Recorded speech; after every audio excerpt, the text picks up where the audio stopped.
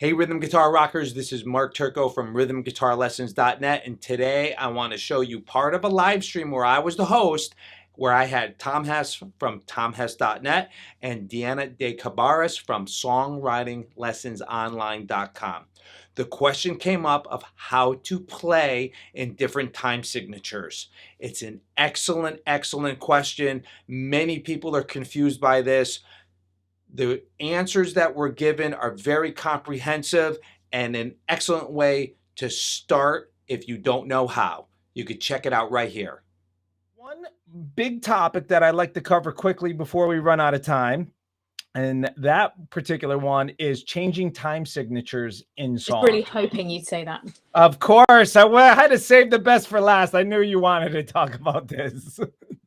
So I know it's a very effective way to create emotion and everything like that. Okay. So, Deanna, I know you have tons of examples. I just know, for example, off the top of my head, all you have to do is listen to the Beatles. It just happens all the time, almost everywhere, it seems like, and then another big one in rock was Money by Pink Floyd.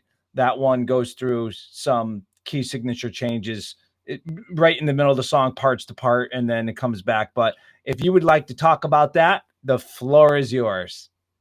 Well, I'm going to deploy concision, but essentially, if you go from a time signature that is not symmetrical, like 7/8, into 4/4, there is going to be a feeling of going from something that's a bit constrained and compressed and uneven to something that's now even. And so that inherently will give you a tension to release feeling. And it's the reason I really wanted this to come up was because I'm keen to know from Mark in a minute how we can train ourselves to be able to move freely between time signatures, because this is where the familiarity trap can really get songwriters. If you're used to playing in 4/4, maybe a bit of 3/4, you're going to always tend to create melodies and chord progressions in those time signatures, because you're not going to be able to execute something else. And if you're taking an approach to songwriting, which is that you're sitting at your guitar having a go at something or fiddling around, you're only going to come up with ideas that you can already play. It's just told me that I've got to reload the page. Hang on a second. Am I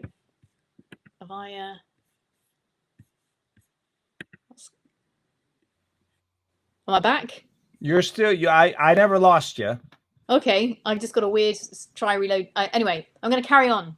So I'll rely on you to let me know if something happens, but I just got a weird pop-up telling me to reload. Right, so uneven time signature to even time signature will always give you that tension to release vibe. But as songwriters, one of our challenges may be that if we are only writing with our instrument, working within the confines of what we can already do technically, we're leaving a whole lot of stuff on the table.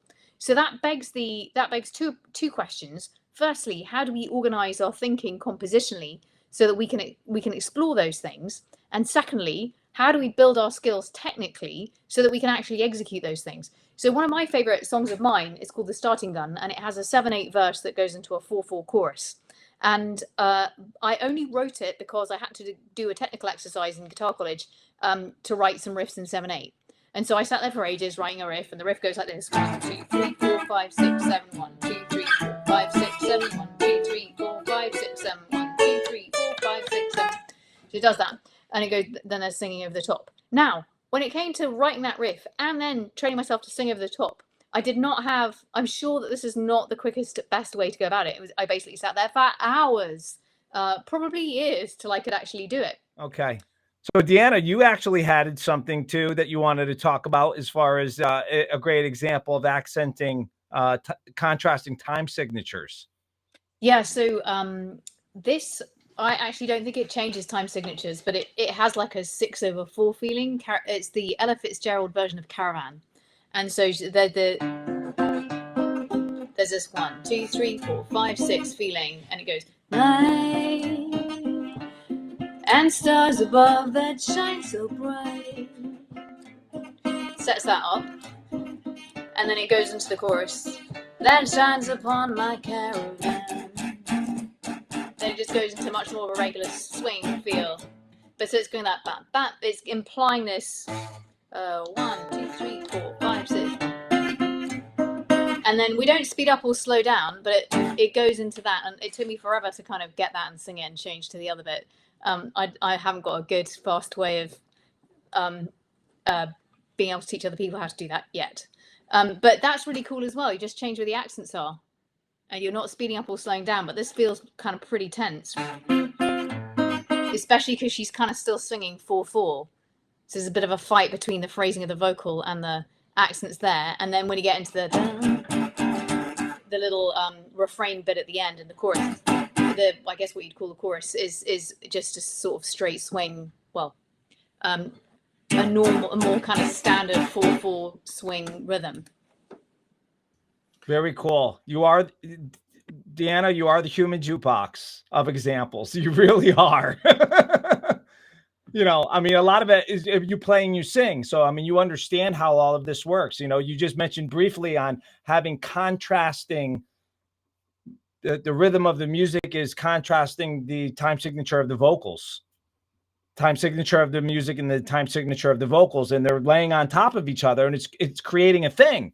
Yeah, I mean, it's really cool. Polymeter. You know, yeah. If you just check out that Ella Fitzgerald version of Caravan, you can kind of hear that. There's loads of rhythmic tension that builds up, and the notes are long, and then there's this real feeling of things moving forward when it gets to the into the refrain and into the chorus. So it's just a great example of some of the things we've been talking about. And she's got these long notes that are contrasting with the shorter notes, and they're kind of placed in a slightly syncopated way. So this is a really satisfying kind of rhythmic tension. If you like that video, you're going to love this brand new e-guide that's totally free. The link is in this video's description, or you can go to rhythmguitarlessons.net/P, lowercase r, lowercase o.